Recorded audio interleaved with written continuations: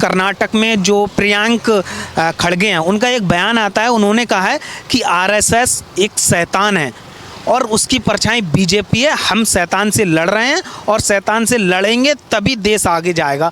क्या कहेंगी आप? विनाश काले विपरीत बुद्धि। आदमी को विरासत में सत्ता तो मिल जाती है लेकिन विवेक नहीं मिल सकता है ना, और विवेकहीन मनुष्य जो है पशु से भी बेकार होता है।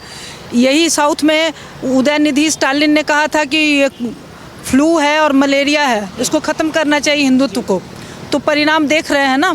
और आरएसएस के बारे में ऐसा बोलने वाला तो कोई मतिहीन आदमी ही होगा या दुर्बुद्धि होगा। तो मतिहीन तो है नहीं, ये बहुत चंट और राक्षसी वृत्ति का व्यक्ति है। इसका पिता भी वैसा ही है। नाम मल्लिकार्जुन खड़गे, जो हमारे शिव जी का एक प्रसिद्ध ज्योतिर्लिंग के नाम पर उसका नाम है। नाम पहले बदल लो ना, मल्लिकार्जुन खड़गे से माइकल खड़गे कर लो अपना नाम। तो ये लोग, इनके घर की स्त्रियां शिवलिंग और जितने हमारे सिद्धपीठ हैं उनमें पूजा करती हुई देखी जाती हैं, लेकिन इनको ये बयान देना है और शर्म नहीं आती है आरएसएस के बारे में बोलते हुए। आरएसएस तब से है जब से इन लोगों का पता नहीं था, और जब भी देश में कोई आपदा आई है उसमें देखिए कि आरएसएस के जो हमारे स्वयं सेवक हैं अपनी जान की परवाह किए बगैर किस तरह से मुस्तैदी से खड़े होते हैं। और वो अगर नहीं हो तो जो आपदाएं आती हैं, अभी केदारनाथ में जो आया था, सुनामी आई थी, जितने भी आपदाएं होते हैं मैन मेड या नेचुरल कैलेमिटी, उन सब में इन लोगों की जितनी बड़ी भूमिका होती है। लातूर में भूकंप आया था, केरल में अभी कुछ समय पहले जब भूकंप आया तो उसमें यही लोग खड़े होकर लोगों को सामान की आपूर्ति भी करते हैं, दैनिक रिक्वायरमेंट की आपूर्ति के साथ साथ जान माल की सुरक्षा भी करते हैं और अपनी जान की परवाह किए बगैर। आपको पता है एक एक आरएसएस का अधिकारी 2-2 दिन तक बिना अन्न खाए हुए रहता है, और जो थोड़ा बहुत कहीं से कुछ मिलता है तो सब आपस में मिल बांट के खाते हैं। उनको ये नहीं पता कि आज खाना मिलेगा भी नहीं, लेकिन वो डट कर काम करते हैं। उनको कहीं से कोई वोट नहीं मिलता है, कोई स्पॉन्सरशिप नहीं मिलती है, कोई मीडिया बाइट नहीं मिलता है, और वो चाहते भी नहीं है। वो सिर्फ राष्ट्र समर्पित काम करते हैं। इस संघ के संस्थापक चाहे गोलवालकर जी लीजिए, हेगड़े जी लीजिए, चाहे आप श्यामा प्रसाद मुखर्जी को लीजिए, उन लोगों ने इसकी स्थापना इसीलिए की थी कि भारत में जो हमारे ग्रंथों में दिया गया मानवीय मूल्यों का सम्मान करना, नर में नारायण, उस चीज़ को, उस तरह की वृत्ति को बनाए रखा जा सके। ये तो पाश्विक वृत्ति के हैं, सत्ता में रहने के लिए कुछ भी कर सकते हैं। तिरुपति बालाजी के जो सिद्ध मंदिर है भगवान विष्णु का, उस मंदिर में चर्बी मिले हुए लड्डू मिले। तमिलनाडु के एक मंदिर से सोने के आभूषण भगवान के ऊपर से गायब हो गए, तो उस पर इनको शर्म नहीं आती है। ये आरएसएस पर बैन लगाएंगे। आरएसएस पर बैन लगाने वाले कांग्रेस के नेता और विपक्ष के जो नेता हैं वो कहते हैं कि इस देश में आरएसएस का योगदान है क्या? इस देश को आज़ादी कांग्रेस ने दिलाई। आज़ादी से लेके अब तक जितना काम हुआ है वो कांग्रेस ने किया है, और आरएसएस और बीजेपी तो बांटने का काम कर रही है देश को। आरएसएस ने क्या किया है इसके लिए इनको इतिहास देखना पड़ेगा और उसके लिए पढ़ना पड़ेगा, और पढ़ने के लिए बुद्धि होनी चाहिए, अकल होनी चाहिए, दिमाग में रोशनी होनी चाहिए। और कांग्रेस ने अगर हमारे देश को आज़ादी दिलाई है, कितने कांग्रेस के नेता फांसी चढ़े, 12 लाख हिंदुस्तानियों को फांसी पड़ी। 52 इमली एक जगह है उत्तर प्रदेश में, वहाँ पर एक एक पेड़ पे, मतलब लोग फांसी देने की जगह कम पड़ती थी तो पेड़ पर लोगों को, एक एक पेड़ पर 10-10 लोगों को लटका दिया। 52 इमली जगह है आज भी, तो ऐसे वहाँ पर 52 लोगों को एक साथ फांसी दी गई थी। आप इतने सारे लोगों को फांसी दी गई, कितने, अगर आप कहते हैं कि कांग्रेस ने आज़ादी दिलवाई तो इतने अंग्रेज़ों के जो अत्याचार हुए उन अत्याचार को सहने वाले कितने कांग्रेसी थे? गिनवाओ किसी कांग्रेसी के नाम। नेहरू जी पंजाब में उनको जब अरेस्ट किया गया था तो उनके पिताजी ने माफ़ीनामा लिख कर भेजा। वो लेटर अभी भारत सरकार के आर्काइव में है कि ये पंजाब में कभी पैर नहीं रखेगा और मेरा बेटा जेल में नहीं रह सकता, तुरंत उसको निकालिए और मैं उसके लिए माफ़ी मांगता हूँ। माफ़ीनामा लिख के मोतीलाल नेहरू ने दिया, और जवाहरलाल नेहरू रहती अंग्रेज सरकार तक कभी पंजाब में पैर रखने की हिम्मत नहीं की। ये थे कांग्रेसी। ये जिनके बारे में बात करते हैं, मोहनदास करमचंद गांधी, जब हमारे देश में टेलीग्राम आया तो सबसे पहले उनके लिए व्यवस्था की गई अंग्रेज़ों के बाद। ये अंग्रेज के विपक्ष में रहने वाले थे, इसीलिए अंग्रेज़ों ने इनके लिए टेलीफोन मुहैया कराया। इनको कैद मिलती थी आगा खां पैलेस में, जो एक दर्शनीय स्थल है, वहाँ उनको जेल मिलती थी। वीर सावरकर को काला पानी मिलता था, बटुकेश्वर दत्त को फांसी की सज़ा सुनाई गई, भगत सिंह को फांसी दी गई, ये लाहिरी को फांसी दी गई, 12 साल की बीना दत्त को मारने की कोशिश की गई। और ये लोग कहते कि कांग्रेस ने आज़ादी दिलवाई। आज़ादी दिलवाई तो आज़ादी के लिए क्या क्या संघर्ष किया? भाषण दिया, लोगों को लड़वाया कि एक गाल पे थप्पड़ मारो, दूसरा गाल आगे कर दो। और गांधी जी ने कितने थप्पड़ खाए, कितनी लाठियाँ गांधी जी ने खाई? गांधी कांग्रेस का जो समूह था वो अंग्रेजों का एक स्पाई एजेंट था, ताकि देश में बढ़ते हुए आंदोलन को रोका जा सके। चौरा चौरी के बाद ही हमारा देश आज़ाद हो जाता। गांधी ने तुरंत सत्याग्रह के आंदोलन को रोक दिया, क्विट इंडिया मूवमेंट को रोक दिया, क्योंकि मैं विरोध करता हूँ। जब ये बालक फांसी पर चढ़ने वाले थे तो इनकी meeting, round table conference meeting हो रही थी, और इरविन के साथ, इरविन पैक्ट हम लोग स्कूल में पढ़ते हैं, आपने भी पढ़ा होगा। इरविन पैक्ट में इरविन जब आ रहा था तो उसके मन में सबसे पहला प्रश्न था कि ये इन क्रांतिकारियों की रिहाई की बात करेगा और मैं क्या उत्तर दूंगा।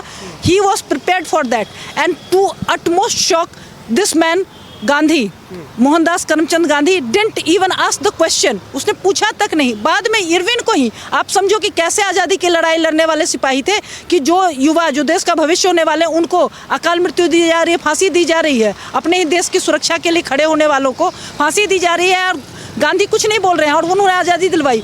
इरविन ने जब पूछा कि आप उन क्रांतिकारियों के बारे में कुछ कहना चाहेंगे, तो गांधी वाङ्मय में ये संदर्भित किया हुआ है, मेरी कही बात नहीं है। गांधी ने कहा it's a matter of your law and order, ये आपके लॉ एंड ऑर्डर का मामला है। मतलब अंग्रेज सरकार के लॉ एंड ऑर्डर के तहत अगर भगत सिंह, राजगुरु, सुखदेव को फांसी दी जा रही है तो it is fine for them.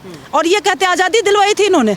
Nehru ji ने 46 में सितंबर में शपथ ग्रहण किया था यूनियन जैक के झंडे के नीचे, और शपथ क्या लिया था कि उनके प्रति, अंग्रेज़ों के प्रति और वहाँ की क्वीन के प्रति वफादारी निभाएंगे। और आज तक हमारे देश में 2014 तक जो 26 जनवरी जो हमारा गणतंत्रता दिवस था, उसके बाद बीटिंग रिट्रीट होता था, तो उसमें क्वीन विक्टोरिया की, ये क्वीन एलिजाबेथ की शादी के गाने का जो गीत था उसका धुन बजता था, और इन्होंने आज़ादी दिलवाई।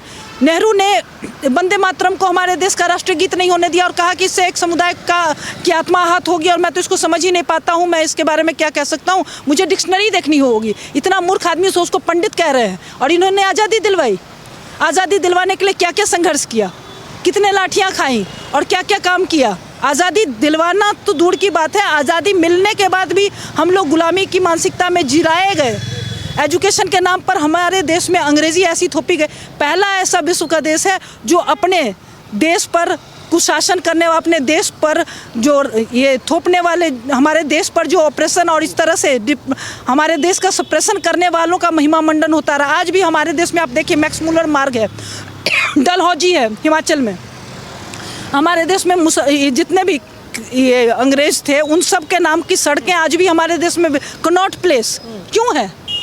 जब भी कोई देश गुलामी से उभरता है तो सबसे पहले गुलामी के निशान मिटाए जाते हैं। हमारे यहाँ क्या निशान मिटे?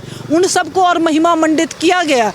हमारे यहाँ एल्बर्ट पार्क था जहाँ पर इनका चंद्रशेखर आज़ाद की हत्या हुई थी, उसको मोदी जी ने आकर चंद्रशेखर आज़ाद पार्क नाम दिया, और ये कहते हैं आज़ादी दिलवाई।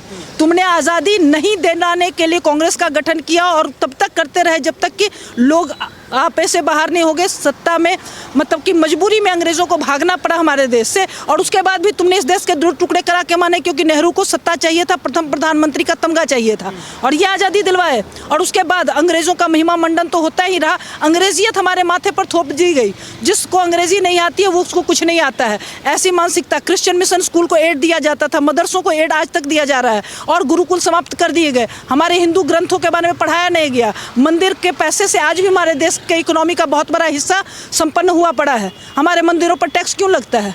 और ये आज़ादी दिलवाएंगे। कश्मीर को इन्होंने ऐसा मुद्दा बना के छोड़ दिया कि आज भी लाखों लोग, हज़ारों बच्चे और अनगिनत घर उजड़ रहे हैं कश्मीर के उस चक्रव्यूह में, और इन्होंने आज़ादी दिलवाई। इन्होंने ऐसे ऐसे कर्मकांड किए कि मैं बताने लग जाऊंगी तो आपके कई एपिसोड लग जाएंगे, और तब इनके कर्मकांड तब तक नहीं खुल पाएंगे। तो लेकिन सवाल ये है, आज भी कांग्रेस के नेता ये कहते हैं कि आरएसएस ही इस देश को चला रही है। रिमोट जो है ना बीजेपी, वो आरएसएस के हाथ में है। ये दोनों देश को बर्बादी के कगार पे लेके जा रहे हैं, बीजेपी और आरएसएस। तो क्या बुरा है? अब बीजेपी और आरएसएस बर्बादी की ओर ले जा रही है तो बर्बादी का सबूत तो देना। जब कोविड में सारी दुनिया की इकोनॉमी ध्वस्त हो रही थी, हमारे देश से 100 यूनिकॉर्न निकले। हमारे देश में स्टार्टअप में यंग इंडिया है, और यहाँ पर स्टार्टअप्स का कंट्री बन गया है। जो नौकरी करके नौकरशाही में जी रहे थे वो आज अपने अपने कारोबार कर रहे हैं, अपनी मिल्कियत, उनकी ज़िंदगी पर उनका एकाधिकार है। वो जॉब सीकर नहीं, जॉब गिवर बन रहे हैं, लोगों को जॉब दे रहे हैं। तो ये बुरा हो रहा है, ये देश तबाही में जा रहा है। और इनके जीजाजी वाड्रा साहब, जिनके पास 3000 रुपये नहीं थे, आज 30,000 करोड़ के मालिक बने बैठे हैं। ये कैसे हो रहा है? तो ये देश आबाद हो रहा था और अब देश बर्बाद हो रहा है। और अगर ये कहते हैं कि आरएसएस बीजेपी को, तो हाँ, कोई फादर तो होता है ना, गार्डियन होता है, वो गार्डियन संभाल रहे हैं, ठीक है। तुम्हारा देखो तो इंदिरा गांधी के सरकार में संजय गांधी की हुकूमत चलती थी, उतना ही नहीं, राजीव गांधी के राज में सोनिया गांधी की हुकूमत चलती थी। मनमोहन सिंह को पपेट की तरह बैठा दिया था, रिमोट से कंट्रोल होता था, सोनिया गांधी के पास सभी फाइलें जाती थी, वही साइन करती थी। इसका तो रिकॉर्ड है ना, आप देखिए वीडियो क्लिप्स। मनमोहन सिंह से कोई भी विदेश से आने वाले, कोई भी हमारे राष्ट्राध्यक्ष उससे नहीं मिलते थे, सोनिया गांधी उससे हैंडशेक करती। किस हैसियत से वहाँ बैठती थी, किस हैसियत से वो गुप्त दस्तावेज हमारे देश के देखती थी, साइन करती थी? कोई पद पर आसीन नहीं थी, और प्रधानमंत्री के रहते वो उसकी हक से जाती थी मिलने के लिए राष्ट्राध्यक्ष से। ये उस समय देश बर्बाद नहीं हो रहा था, जबकि प्रधानमंत्री मनमोहन सिंह और राज कर रही है सोनिया गांधी। अच्छा, मनमोहन सिंह की बात करें तो मनमोहन सिंह ने कितने चुनाव लड़े थे? एक भी चुनाव नहीं, लेकिन वो व्यक्ति देश का फाइनेंस मिनिस्टर रहा, देश का इकोनॉमिक एडवाइजर रहा, रिजर्व बैंक का गवर्नर रहा, और 2 बार हमारे देश का प्रधानमंत्री रहा। तो संविधान खतरे में नहीं है, देश खतरे में नहीं, देश बर्बाद नहीं हो रहा है। इन्होंने अपने बाबूजी की मिल्कियत देश को बना रखी थी। ऐसे ऐसे लोगों को जज बना दिया, चीफ जस्टिस ऑफ इंडिया बना दिया, जो लोग लॉ और एडमिनिस्ट्रेशन का कुछ नहीं जानते थे। स्कूल टीचर को बुलाकर उन्होंने बना दिया, ये मैं नाम उनका भूल रही हूँ, शायद एफ अहमद उनका नाम था, जो कि हमारे देश के चीफ जस्टिस बने थे, और सिर्फ अनुकंपा से। राजेश पायलट सिर्फ इंदिरा गांधी के अनुकंपा से, क्योंकि इमरजेंसी के टाइम में 2 लोगों ने प्लेन हाईजैक किया, और इस शर्त पर कि इंदिरा गांधी को रिहा किया जाए, संजय गांधी को रिहा किया जाए, तब वो प्लेन छोड़ेंगे। और उसके बदले में उन दोनों को कैबिनेट मिनिस्ट्री मिली, और बिना चुनाव जीते हुए कैबिनेट मिनिस्ट्री में रह के ऐश काटा उन्होंने। तो अच्छा, जो इस तरह के बयान दे रहे हैं और शैतान से तुलना आरएसएस की करना, उसकी परछाई बीजेपी की बताना, ऐसे लोगों पर किस तरह की कार्रवाई होनी चाहिए? इन पर त्वरित कार्रवाई होनी चाहिए, और एनएसए का एक्ट लगना चाहिए, नेशनल सिक्योरिटी एक्ट के तहत इनको तुरंत गिरफ्तार करके कठोर से कठोर सश्रम कारावास देना चाहिए। ये टैक्स पेयर के पैसे पर ये मीडिया हाइप्स बटोरते हैं और देश में अराजकता फैलाने के लिए जो तमाशे करते हैं, इनको तुरंत एनएसए एक्ट के अंतर्गत गिरफ्तार करके और बहुत कठोर दंड देना चाहिए, और ताकि ऐसे राष्ट्रद्रोहियों को, इस देश का नमक खाकर इस देश से नमक हरामी करने वालों को ऐसा सबक मिले कि इस तरह की बात वो मन में सोचने से कांपने लग जाए। अच्छा, आखिरी सवाल है, राहुल गांधी, कांग्रेस लगातार भी कहती है कि आरएसएस को बैन कर देंगे, हम आएंगे सत्ता में।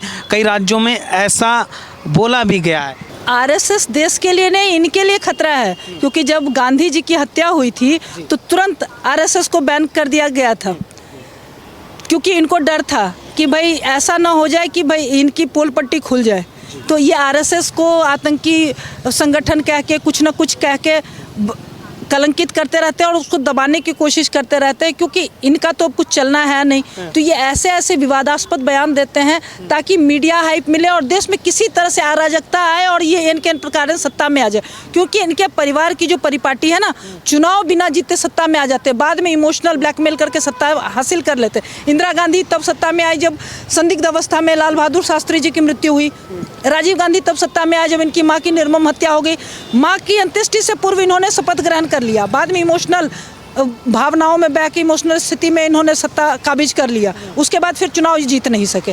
तो राहुल गांधी भी इसी भाजी पाला करने में लगता है कि आरएसएस इस देश में देश हित में काम कर रही है, और वसुदेव कुटुंबकम की जो प्रधानमंत्री बात करते हैं, कहीं ना कहीं उसी रास्ते पे, उसी पद चिन्हों पे चल रही है आरएसएस की स्थापना ही इसी उद्देश्य से हुई थी कि भारत में भारतीयता बनी रहे और धर्म की ध्वजा लहराती रहे। तो जब धर्म की ध्वज लहराती है तो सबसे ज़्यादा तकलीफ राक्षसों को होती है। तो इनको तो यही दिक्कत है कि राम मंदिर बन गया, अब काशी मथुरा बाकी है, उसकी तकलीफ है इनको। मंदिरों में जो स्वरघोष होता है जय श्री राम का, उससे इनको बहुत पीड़ा होती है। जो शंखनाद होता है, सिंह घोष होता है, उससे इनको पीड़ा होती है। और आरएसएस इन सब के पीछे अपने आप को सेल्फलेसली लगाए हुए थी, जिसका परिणाम आज हम देख रहे हैं। तो इनको अपना अस्तित्व आरएसएस की वजह से खतरे में नजर आ रहा है। सोचते हैं कि बैन हो ताकि ये थोड़ा पंख फैला सके, लेकिन अब इनके पंख निकल ही नहीं पाएंगे जो फैला सकेंगे।